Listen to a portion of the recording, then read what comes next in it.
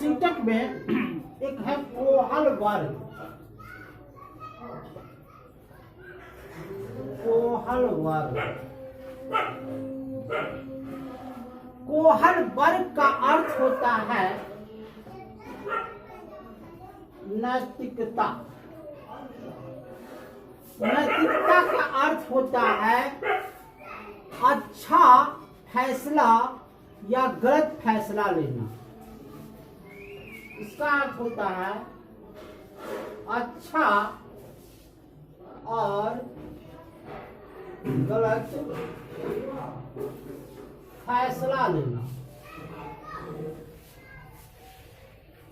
ये कहलाता है कोहल वर्ग। कोहल वर्ग को 3 चरण और 6 अवस्था में बांटा गया है। 3 चरण और 6 अवस्था में बांटा गया है। पहला चरण है पूर्व परंपरागत अवस्था, इसको बोलते हैं पूर्व परंपरागत नैतिक अवस्था। इसमें क्या होता है, इसको बोलते हैं दंड तथा आज्ञा पालन अभिमुखता। दंड तथा आज्ञा पालन अभिमुखता। दंड तथा पालन आज्ञा पालन अभिमुखता। और है आत्मरुचि, दूसरा है भी है आत्म अभिरुचि प्रतिफल अभिमुखता। देखिए कहता है कि शुरू हो रही है प्रेम कहानी और आग लगी है बरसा है पानी। जैसे माने एक सच्ची घटना है, घटना को हम समझाएंगे तो आपको दंड तथा आज्ञा पालन अभिमुखता, आत्म अभिरुचि प्रतिफल अभिमुखता की कहानी भी समझ में आएगा। घटना यह है कि किसी गांव में एक लैला और एक मजनू रहता था। तो वह क्या किया कि समाज की नजरों से, समाज की बने ओझल से दोनों चुप चुप करके मिलना शुरू किए। तो मिलना शुरू किए, लेकिन यह जो है मिलन जो है समाज की नजरों में आ ही जाता है। तो जब समाज की नजरों में वह आ गया तो समाज ने क्या दिया, उसको दंड दिया। तो दंड दिया, आज्ञा पालन अभिमुखता, दोनों को दंड देकर के आज्ञा दिया कि देखो तुम लोग ये गलत काम कर रहे हो, एक दूसरे से मिलन नहीं करो। तो दोनों को क्या किया, दोनों को गार्जियन को अलग करके दोनों को क्या किया, अलग किया, दंड किया और आज्ञा पालन अभिमुखता कहलाया। उसके बाद उसके गार्जियन को बुलाया गया, दोनों को, लड़का लड़की के गार्जियन को, और कहा कि देखिए भाई ये दोनों समाज की नजरों में छुप छुप करके मिल रहे थे, इसे हमने दंड दिया है, मारा है, पीटा है, आप अपना लड़का को समेटिए और हम अपनी लड़की को समेटते हैं। तो ये हुआ आत्म अभिरुचि प्रतिफल। दोनों को आत्मा में संतुष्टि मिल गई कि अब हो दोनों मिलन नहीं होगा, दोनों अलग अलग जुदा हो गए। तो यही होता है आत्म अभिरुचि प्रतिफल। दूसरा है परंपरागत नैतिक अवस्था। परंपरागत नैतिक अवस्था, इसको क्या कहते हैं, इसका इसमें होता है अधिकार संरक्षण अधिनियम। अधिकार संरक्षण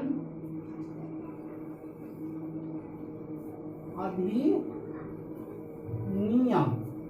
और दूसरा क्या होता है अच्छा लड़का और अच्छी लड़की, अच्छा लड़का और अच्छी लड़की। ये अब क्या किया, मैंने फिर कहा था कि प्रेम कहानी बता रहे थे, दोनों को दंड तो दिया गया।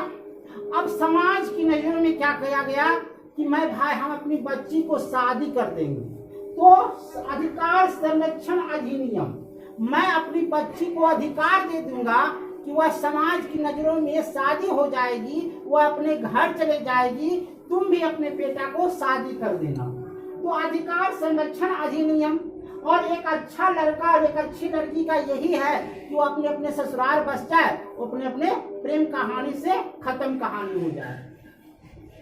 तो जब दोनों को क्या किया, शादी किया, अधिकार संरक्षण दिया, तो शादी के दिन भी जो है लड़का उस पर क्या पीछा किया, तो उसके गार्जियन को सूचना दी गई कि नहीं भाई देखिए मेरी बच्ची को यह पीछा कर रहा है।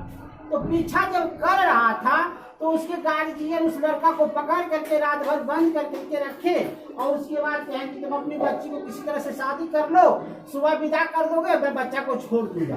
तो बच्ची को क्या हो गया, अधिकार संरक्षण अधिनियम प्राप्त हो गया। जब शादी कर लिया तो अधिकार संरक्षण अधिनियम प्राप्त हो गया। और क्या हुआ, अच्छा लड़की और अच्छा लड़का कहलाया। क्या हुआ, अच्छा लड़की और अच्छा लड़का कहलाया। कहानी। अब एक और कहानी है अगले चरण में सुनाएंगे। हम पढ़ा रहे थे कोहल वर्ग को, हम पढ़ा रहे थे कोहल वर्ग। तो इसमें तीसरा चरण क्या है, तीसरा चरण को बोलते हैं उत्तर परंपरागत नैतिक अवस्था। उत्तर परंपरागत नैतिक अवस्था। ये क्या होता है, पहला होता है सामाजिक अधिकार संरक्षण अधिनियम। पहला क्या होता है, सामाजिक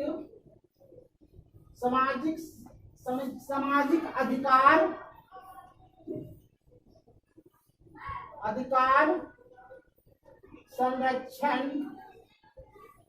अधिनियम। अभी क्या होता है, सार्वभौमिकता।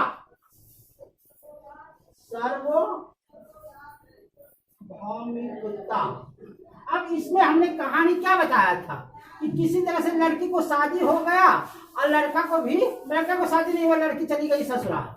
उसके बाद क्या हुआ, ससुराल वाला कहा कि 1 महीना 2 महीना हो गया भाई अपने लड़की को ले जाइए। तो जब लड़की को लाया, लेकिन लड़का और लड़की की शादी तो हो गई, लेकिन मन उसका बेचैन था मिलने के लिए। तो यहाँ क्या हुआ कि समाज के नजरों में, समाज अधिकार संरक्षण अधिनियम के नजरों के तहत उसको फिर लेकर के भाग गया बाहर। क्या किया, बाहर लेकर के चला गया और फिर वो जो है पुनः स्थिति में आ गया। सार्वभौमिकता मतलब होता है यह आदर्श विचार नहीं है किसी की व्यक्ति को ले जाना, ये आदर्श विचार नहीं है।